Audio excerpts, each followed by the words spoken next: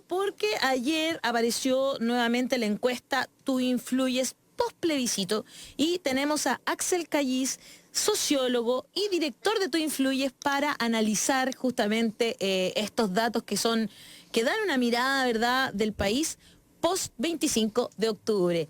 Bienvenido, Axel, a La Voz de los que Sobran. Muchas gracias por conectarte. Hola, Alejandra, buenos días a todos en el panel. ¿Qué tal? Muchas ¿Cómo te va? gracias. Bienvenido. Hola, Alejandra, buenos días a todos en el Ahí panel. estoy escuchando de nuevo. Oye, quisimos conversar contigo porque siempre conversamos sobre los datos de esta encuesta, ¿verdad? Tú influyes. Y parto por preguntarte en esta ocasión, ¿qué es lo que te llama más la atención post 25 de octubre? La palabra que más aparece es esperanza, ¿verdad? Así es, nosotros quisimos no tratar de encasillar con lo que hacen muchas encuestadoras o muchas investigaciones, de tratar de ponerse en el lugar del entrevistado, y quisimos abrir la posibilidad que escribieran, cosa que no es nada de fácil en términos a la hora de sistematización, porque imagínate, responden casi 2.000 personas con distintos niveles de educación, de ortografía, así que es bien complejo la sistematización. La palabra esperanza yo no sabía que se podía escribir como de 30 formas distintas, y habla un poco de la diversidad. Yo diría que llegamos a esta nube de palabras donde aparecen estos dos conceptos que son esperanza, transformación, cambio y también incertidumbre, lo cual no sé si se pueda ver como algo negativo o positivo, sino que es solamente incertidumbre. Y bueno, después una serie de otras cosas, pero yo diría que lo que más me llama la atención o nos llamó la atención es que casi el 85% de todas las palabras que dijo las personas tenían una connotación positiva. Ahora, ¿cómo es posible identificar aquellos conceptos respecto de cuestiones más bien como etarias, por ejemplo, o de género? ¿Los hombres o las mujeres se inclinan más por la esperanza, o los jóvenes por otro tipo de atributos? ¿La incertidumbre abunda más en gente de mayor edad? ¿Cómo podríamos desglosar un poco esos conceptos respecto a la gente encuestada?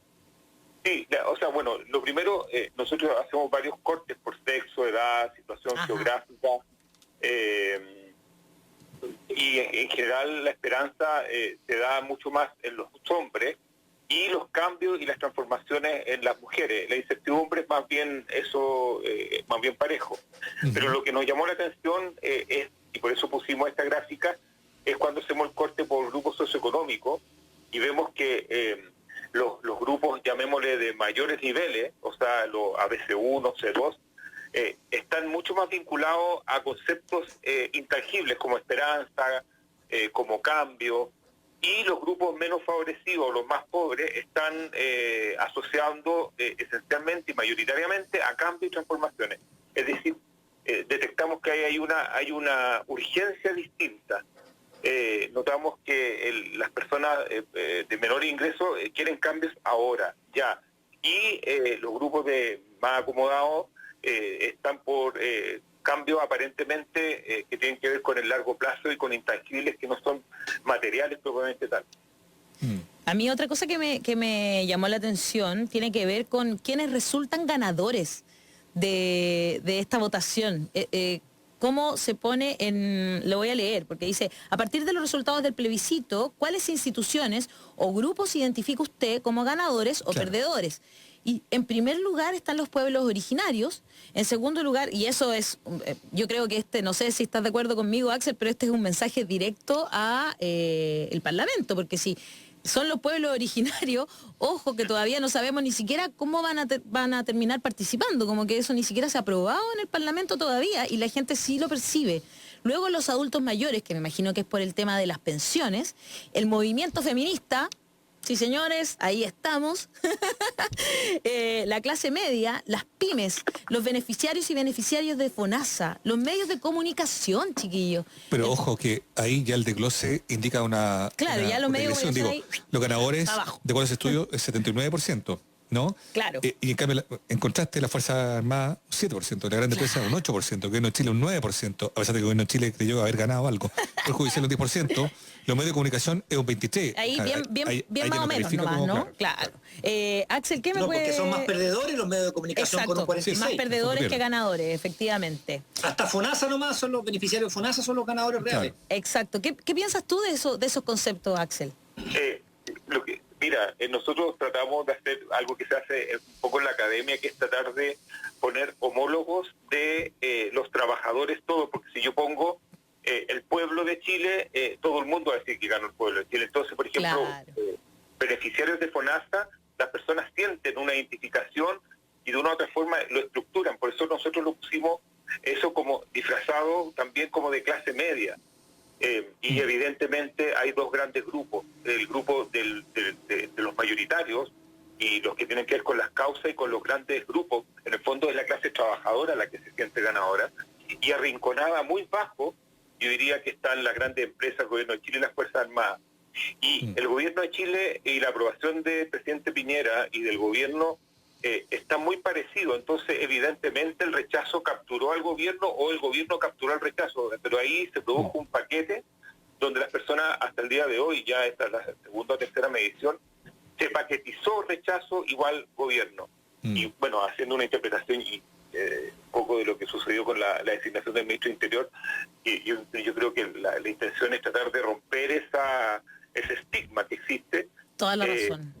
De asociar el rechazo a este 20% que en realidad tiene una aprobación de un dígito.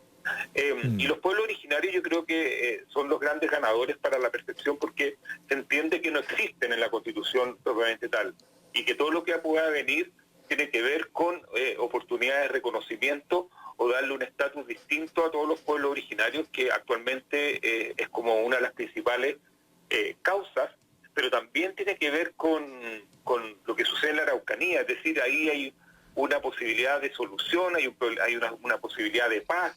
Es decir, se arma un paquete súper interesante en términos de percepción futura con respecto a los ganadores de este plebiscito. Oye, yo te quería preguntar algo sobre el nuevo retiro del 10%. A mí me sorprende harto los datos que ustedes recogen, porque dice, ante la posibilidad, la pregunta es la siguiente, ante la posibilidad de quedar en cero con un segundo retiro del 10% de su fondo de pensiones, que es lo que ya sabemos, ¿no? Lo hemos hablado largamente, preocupa tanto a la autoridad. La pregunta es, ¿realizaría de todas formas ese retiro sobre aquellos que efectivamente dicen tener fondo en alguna AFP? Porque hay un 20 y tanto por ciento que dice no tener. Dentro de los que sí tienen, se les pregunta esto, y el 74% dice sí, absolutamente, un 9% dice sí, quizás, ¿no? Tal vez, un 6% dice no estar seguro y solo un 11% no lo haría. ¿Cómo leemos aquello? A ver, yo diría que hay una clara voluntad de la mayoría de las personas, pero ojo, descendió con respecto al mes anterior. El mes anterior era un 81% de personas que querían sacar los fondos a todo evento, y baja del 81 al 74%. Perfecto. Y eso tiene que ver con otras preguntas que nosotros hicimos, y hay un grupo de gente que percibe o está viviendo una leve mejoría en términos económicos. Yo no sé si tiene que ver con el levantamiento de los estatus de las comunas, de que hay mayor actividad económica, de que el IMASEC no fue tan malo, pero nosotros logramos captar en la encuesta que la percepción económica, en otra pregunta que aparece por ahí, pasó de llamémosle, muy mala o mala, de 44% a 39%. Entonces, yo creo que la discusión lo que hizo fue sacar el impulso del mes pasado y ponerle un poco más de razón, y por eso es que sigue siendo mayoritariamente 74%, pero ya aquilatado en grupos bien consolidados, y yo diría que más cercano, como se expresan ahí en los gráficos, a los sectores más desfavorecidos. Las y personas ahí, Axel, podríamos decir que podemos confiar en la gente entonces, porque también podríamos ser, no sé, tener medidas que fueran menos focalizadas y que confiemos en quienes, mediante, no sé, alguna declaración simple, dijeran que han bajado sus ingresos, porque imagínate que la gente ya baja en un porcentaje importante la cantidad de gente que dice sí, lo voy a sacar o lo voy a pensar, baja considerablemente. O sea, realmente no sé, esa cosa como paternalista del gobierno de decidir si sí o si no y ultra focalizar todos los beneficios, queda al descubierto que en realidad la gente es mucho más honesta, evidentemente, ¿no? Y sensata con y sus sensata, plata, claro. que es lo que nunca supone la autoridad. O sea, lo que pasa es que el sistema de política pública chilena está hecho en base a la desconfianza en el, Claro. en el ciudadano. Claro. Todo se arma desde la desconfianza, desde el sistema electoral, con militares en los colegios, una cosa que no sé si algún día han discutido eso, pero Chile es de los pocos países donde hay fusiles dentro de los locales de votación. Súper buen punto. Entonces, si uno empieza a examinar todas las políticas públicas están hechas poniendo al ciudadano o al beneficiario como un potencial estafador, algo que es muy típico de Chile, donde la desconfianza es lo que reina a la hora de diseñar o implementar políticas públicas. Hay un tema que a mí sí me preocupa y que tiene que ver con las elecciones de abril próximo. Dice, pensando en el futuro y el de su familia, ¿cuál de estas 4 elecciones de abril próximo considera más importante? Convencionales constituyentes, un 65%. Y ya alcalde o alcaldesa baja 28%, pero gobernador regional a 7% y concejales 1%. Es como triste igual, ¿no? A mí me preocupa en el sentido de que... La pregunta es, ¿de un 100 tenía? Porque si es de un 100, está bien. Si eran... En el fondo, se había que ponerle una y no otras, me parece bien. Porque en el fondo la prioridad es los constituyentes. Ahora, si eran todas de 0 a 100, ahí tenemos un problema. No sé si me doy a entender. No, el total da 100, pero... entonces no es tan malo, ¿cuál? ¿Tú encuentras? Pucha, a mí me preocupa que la gente Claro, no le dé porque lo más importancia importante son los constituyentes. a un Es que si gobernador no podría tener... regional. Bueno, pero entiende. La No, constituyente sí. va a hacer la nueva constitución siguiendo el hilo del 25 de octubre. ¿Ya? Lo del gobernador es súper desconocido, no se sabe nada. Hay gente Bueno, que no cacha. ese es mi tema, Ya, que pero no hay... que sean los convencionales constituyentes lo encuentro muy No, bueno. sí, está bien. Y lo del 25 de octubre sigue en el tiempo con nivel de importancia. Lo que pasa es que si tú eres de regiones, no sé, y sientes que el país es centralista, ¿cómo no te va a importar que por primera vez en nuestra historia podamos elegir a los gobernadores? Sí, perdona que me meta, pero... Sí, Axel, por favor, tú toma la palabra. O sea, un poco lo que nosotros hemos percibido, ya hemos hecho harta encuestas, unas que se conocen y otras que no. ¿Ya? La verdad es que yo diría que el 70-80% de la población no tiene ni idea de lo que es un gobernador regional. Eso es lo que me preocupa. Eso es lo que me preocupa. Y eso es transversal a regiones, a Santiago, a todas partes. Lo asocia lejanamente con un intendente. Ahora, con el tiempo, esto es ahora, el tema de los convencionales constituyentes, que tienen como una explosión de amor y simpatías por parte, pero en un tiempo más, yo creo que si nosotros hablamos de esta pregunta en diciembre, los alcaldes van a ir ganando más importancia, porque a las personas de menores ingresos, y ustedes lo pueden ver en una lámina que aparece por ahí, el alcalde es mucho más importante que lo que puede hacer en sus vidas en términos de la inmediatez. Siempre hay que pensar que los sectores más vulnerables operan con un timing en la cabeza que es distinto a las personas de más recursos y de mayor información o mayor capacidad en términos económicos. Claro. Y en medida que comiencen las campañas, van a ver que los candidatos a alcaldes, en general, muchos de ellos son más cercanos en términos territoriales y los constituyentes son un poquito más lejanos. Y ahí se va a ir equilibrando la carga. Ahora yo diría que como hipótesis estamos viendo el amor del apruebo y del momento constitucional asociado en un 65% a los convencionales, pero eso va a tender a nivelarse con los alcaldes y alcaldesas en un par de meses más. Y luego viene la pregunta, en abril próximo se elegirán los miembros que redactarán la nueva constitución en la Convención Constitucional. ¿Cómo votará usted en esa elección? El 41% dice por un o una candidata del mundo social y el 40% por una candidata o un candidato, digamos, independiente. Me parece que es interesante también ese punto, ¿no? 40-41, la gente percibe realmente a los movimientos sociales como muy importantes, ¿verdad? Sí, absolutamente. Yo diría que la grieta, la brecha que existe entre los partidos políticos y la ciudadanía es un divorcio gigante. Ahora, pero las personas también entienden, y también lo hemos resuelto, mirando otros estudios y lo que hemos hecho, que el proceso constituyente le pertenece mucho más a las personas y a la ciudadanía que a los partidos políticos. Claro. De hecho, también pudimos capturar en algunos otros estudios que hicimos que muchos de los que no votaban eran por desconfianza a lo que había sucedido en el pacto el 15 de noviembre, es decir, había un cierto resquemor, que yo siempre me río porque son los que se organizan y no votaron al final. Y que ahora sí están abrazando y ahora sí están mucho más, de una u otra forma, involucrados en el proceso constituyente, pero todo esto muy lejano de los partidos políticos. Es decir, los partidos pueden haber sido los que hicieron el entramado legislativo para que esto ocurra, pero la propiedad, las personas las perciben que es de ellos y no de los partidos. Y por eso que quieren votar por un candidato independiente o alguien del mundo social. Ojo, cuando los miembros de los partidos políticos salen a la calle y tienen carne y tienen sonrisa y tienen afiche, esta línea divisoria que vemos ahora tiende a difuminizar, ¿cómo se llama? A suavizarse, a difuminizarse un poco más de lo que estamos viendo ahora. Ya. Eso, o sea, van a haber políticos que van a tener mucha simpatía y seguramente van a ser electos, y van a haber gente independiente del mundo social que por muy simpáticos que sean o simpáticas, no van a ser electos. Es decir, no es tan mecánico hasta el final. Ya, perfecto, claro. Y queda mucho todavía, bueno, no tanto, pero queda todavía harto tiempo por delante para la elección, ¿no es cierto?, que es en abril. También le preguntan a la gente cuánto cree que va a demorar en recuperarse la economía, ¿verdad? Pero me llama la atención también lo del coronavirus. En el contexto de pandemia, ¿qué tanta confianza o desconfianza tiene usted? Igual eso de... ¿Perdón? Matías, ¿Sí? eso de como... ¿Cuánto demorará en recuperarse la economía? Como si la economía estuviera sana para mucha gente.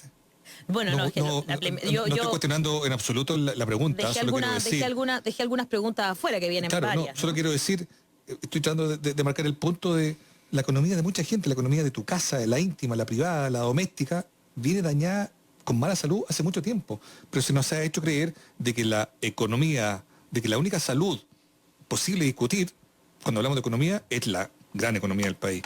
Bueno, quizás eso explica mucho también del descontento y por qué la gente quiere sacar su plata igual a pesar de que, comillas, la economía del país está enferma, ¿no? Claro, y de hecho, bueno, la pregunta, ¿cómo calificaría usted su situación económica actual?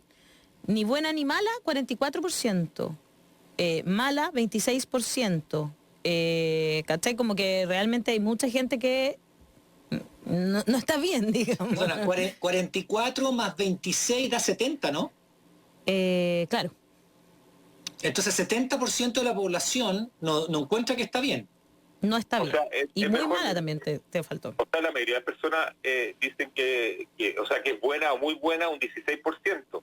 Ahora, pero es nada. yo le diría que agosto fue el mejor mes porque fue el mes del 10% de todo el año, o sea, en términos como viendo la situación longitudinal. Y este mes mejora algo, yo diría que con respecto porque la baja, el muy malo, muy mala, de 44 a 39. Y eso es significativo en términos estadísticos. Y eso lo podría haber leído el ministro, porque esto es abierto, por si acaso. Oye, el gobierno y coronavirus dice, en el contexto de pandemia, ¿qué tanta confianza o desconfianza? Y aquí entramos al primer tema que estábamos hablando cuando los líderes mienten o la gente se da cuenta. En el contexto de pandemia, ¿qué tanta confianza o desconfianza tiene usted en la información que ha entregado el gobierno hasta ahora? Ninguna confianza, 34. Poca confianza, 37. O sea... No, pero ni siquiera. Y la otra es alguna confianza. O sea, no es tanta, 19, 20% más. O sea, al final del día los que tienen confianza en el gobierno son un 11. ¿Por qué entonces votaron 80-20 y no 90-10? Esa es una buena pregunta. El tema de la confianza, nosotros en plena crisis del mes de mayo, junio, abrimos esta pregunta en términos de confiabilidad, no solamente de confianza, sino que también preguntamos por el número de fallecidos, preguntamos por la transparencia, o sea, y empezamos a preguntar mucho. Y yo diría, así, haciendo un pequeño resumen, es que este ha sido el gran tema del gobierno en términos de una de las separaciones máximas que existe de la pandemia ha sido el tema de la desconfianza en todo lo que tenga que ver con sistemas de información gubernamental con respecto al coronavirus. Hubo una leve mejoría, yo diría que hace un par de meses, cuando entra el ministro París.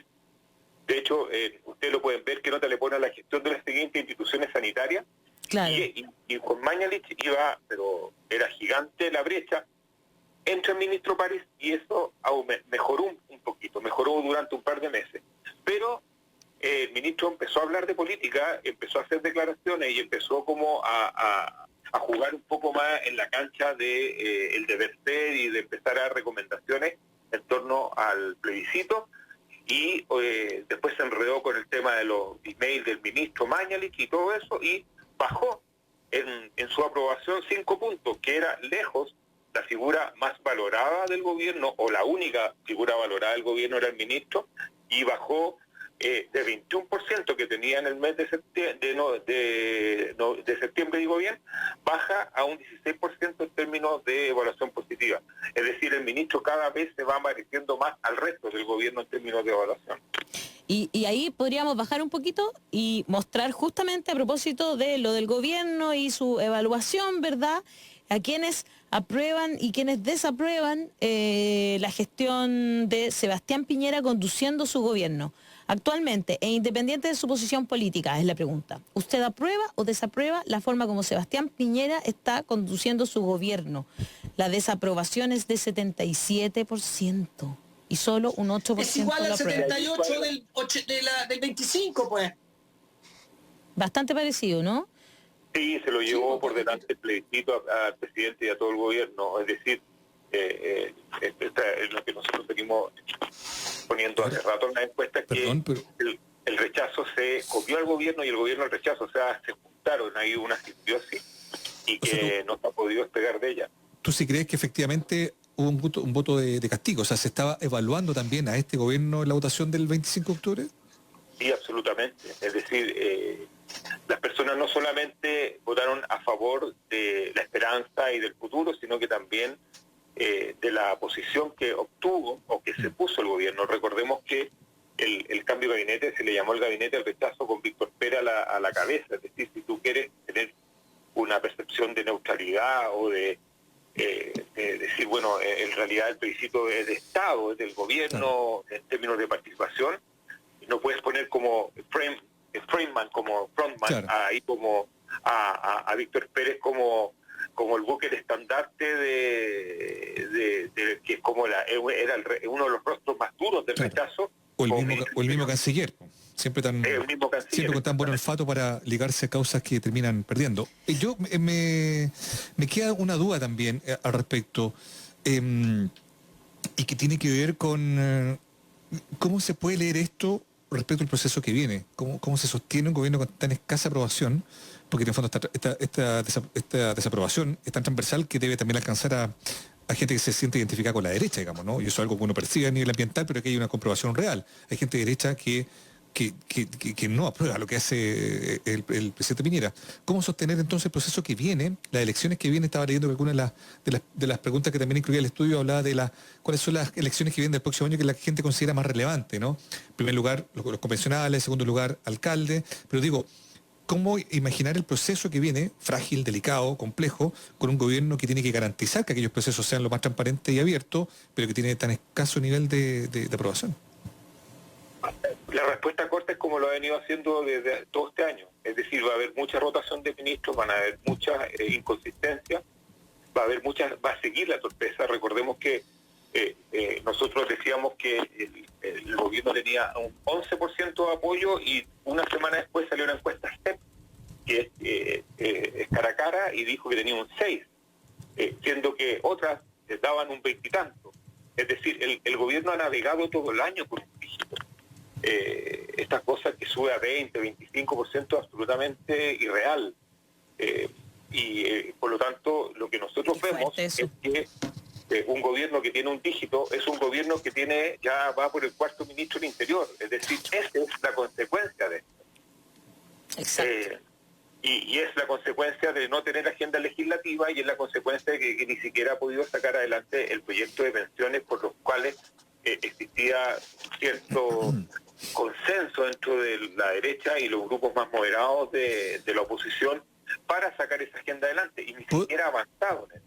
¿Puedo decir algo más? Que a mí me parece que lo relevante también, como un comentario, para que tú lo puedas quizás elaborar un poco más, es esto de que aquí hay certeza de que la votación del 25 de octubre, claro, no solo fue por el apruebo, y ojo que también se nos olvida, también el mensaje más potente para mí es decir, queremos un cambio, pero queremos un cambio con gente nueva, digamos, por algo es constitucional y no es mixto.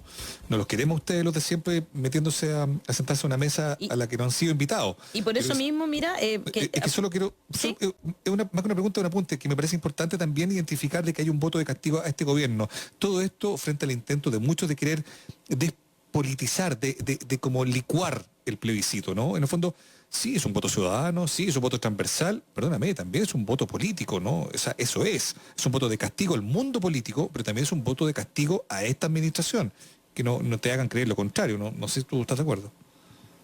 En general, las personas tienden a hacer, no votan por una sola cosa, es decir, hay distintos perfiles de votante, y bueno, esto es como largo, pero las personas tienden a hacer un paquete grande de sensaciones, de emociones, de ideas, de condiciones, de experiencia. Yo diría que lo que prevaleció tiene que ver con el futuro, es decir, esta es la elección que ha logrado más votos en la historia de Chile, de casi 6 millones de votos.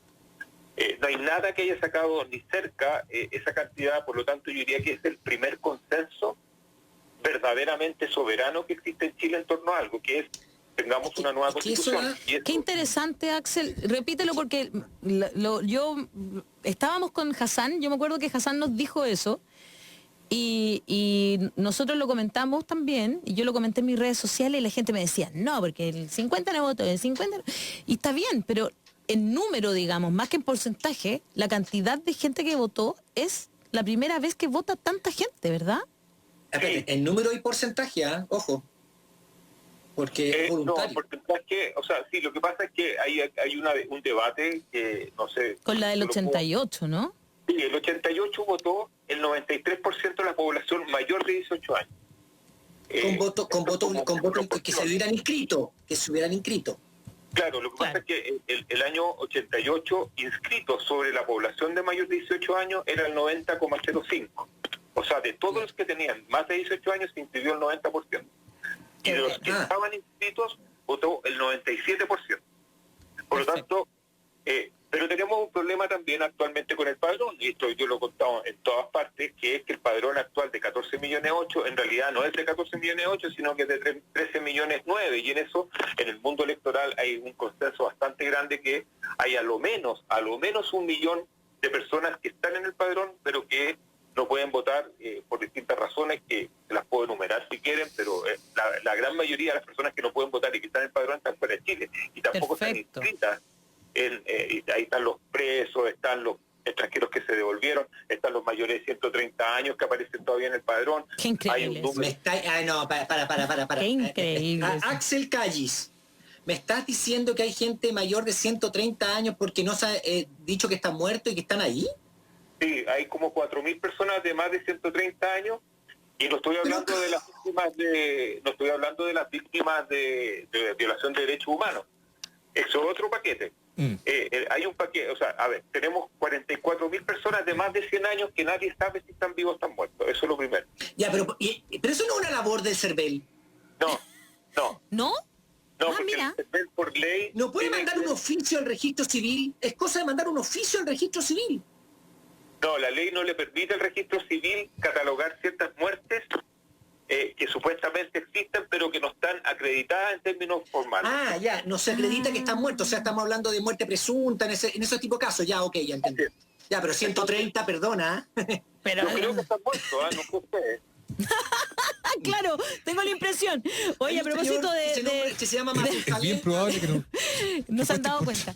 Oye, a propósito de muertos. Qué pesado. Perdón, a propósito de muertos que no quiero no le ser avisaron. Exacto, eso quería. Para allá más o menos iba. El próximo 29 de noviembre se realizarán primarias legales de algunos pactos políticos. Con esto vamos cerrando. Para elegir candidatos y candidatas para gobernador o gobernadora regional. ¿En cuál primaria participará usted, independiente de que asista finalmente? Cáchate esto. No participo de ninguna, 66%. O sea, más de la mitad de la gente dice que no va a ir a votar en estas primarias. Luego viene el Frente Amplio con 13%, el PPD, PRDC, PS Pro y Ciudadanos con 12% y Chile Vamos con apenas un 9%. Igual va a ser fuerte eso, Axel, que no llegue mucha gente a participar de estas primarias, ¿no? Al partido político. Ojo, yo encuentro que el número es bastante alto de los que dicen que van a ir. Ahora, evidentemente no van a llegar este número de personas, o sea, es mucho menos lo que va a llegar. Primero porque un poco lo que conversábamos al principio, que las personas no saben qué es lo que es un gobernador regional. Segundo, porque faltan 3 semanas para esta votación o menos, y el CERVEL no ha dado ninguna luz de dónde se vota, a qué hora se vota, totalmente real. En qué colegio se vota. Hay una carencia de información muy grande. Y lo otro es que esta es una elección que no calienta mucho a la gente, por lo menos en Santiago y en algunas otras regiones, porque no hay confrontación, es decir, aquí cada pacto hace su propia primaria, y que la idea era, y por eso es que cuando hace como un mes atrás o 3 semanas atrás fracasó la gran negociación de la oposición, era justamente para darle un poquito más de pasión y de ver un poco de posiciones encontradas. Cada una de estas primarias opera, no todas, en todas regiones, pero en general la predisposición yo diría que es bastante alta, pero en realidad va a llegar mucho menos de este 30 y algo % que dice que va a ir a votar en alguna primaria. Perfecto. Me parece muy interesante, igual para los partidos políticos, está interesante también tener estos datos, me parece que cómo se identifica a la gente, eso lo encuentro muy positivo. Axel Callis, ha sido un agrado conversar contigo, la verdad. Gracias, Axel. Muy interesante la información y queremos pedirte humildemente que vuelvan a poner la pregunta de cuál es el matinal que ven. Es la única vez que hemos salido en una encuesta. Ahora, pero sí que sea una pregunta con una sola opción. Entonces, claro. En lo posible, digo. Puedo contar, nosotros testeamos, si tengo 20 segundos, nosotros testeamos antes para hacer preguntas, y la verdad es que yo no los conocía porque esto fue en noviembre, diciembre, no me acuerdo cuándo. Sí, llevábamos súper poquito además, fue súper heavy. Y empezó a decir la gente, y yo decía, bueno, pero ¿en qué canal se ve? Y salió, entonces lo incluimos y creo que le fue bastante bien a usted, no me acuerdo. Sí, entonces le ganamos a todos los... La gente la que nos puso en el pretest que nosotros hacemos para evaluar, porque uno nunca sabe, Claro. El problema de la encuestadora, uno para preguntar tiene que preguntar, no sé si me explico. Sí. Que es como lo que se debe hacer en términos profesionales. Perfecto. Y ahí aparecieron ustedes y por eso lo incluimos. Qué buena, ¿no? Muchas gracias, de verdad que fue para nosotros muy sorprendente porque llevábamos muy poquito. Sí, fue como en diciembre, creo, por ahí. Sí. Ahora cumplimos un año de encuesta, así que seguimos ahí y la idea es seguir mientras exista todo el ciclo electoral. Oye, Estupendo. De verdad, muy Muchas bien. gracias. Nos parece que agradable poder confiar en una encuesta también. Es la más grande que hay en términos de gente, hay en cobertura. Eso, sí, pues eso es súper importante decirlo y por eso confiamos también y conversamos hoy día contigo, Axel. Así que muchas gracias por estar aquí en La Voz de los que Sobran. Te mandamos un abrazo. Ha sido muy agradable la conversación. Muchas gracias. Que estés muy bien, Axel. Chao, Nos vemos. Chao, Axel, que estés bien. Muchas gracias. Chao, gracias. Ahí estaba